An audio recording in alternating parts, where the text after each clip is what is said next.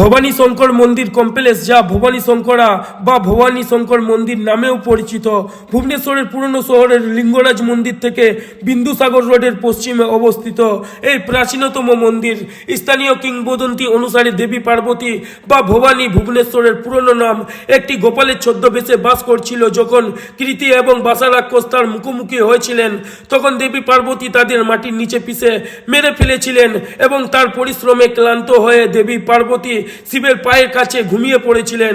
ভবানী শঙ্করা মন্দিরটি স্থানটিকে পবিত্র করার জন্য নির্মিত হয়েছিল এবং উপকূলে অবস্থিত দুটি ছোট অভিন্ন ল্যাটেরাইট সমাধি মন্দির দুটি অসুরের বলে বলা হয়। ভুবনেশ্বরের বেশ কয়েকটি মন্দির রয়েছে যা এই বিশেষ গল্পের সাথে সম্পর্কিত এবং পার্বতী এবং শিবের সম্পর্কিত। অন্যান্য পরবর্তী পোস্টগুলিতে আরো কিছু এই ছোট কম্পাউন্ডে বেশ কয়েকটি মন্দির রয়েছে যার মধ্যে এটি সম্ভবত গঙ্গা যুগের 14 শতকের সাথে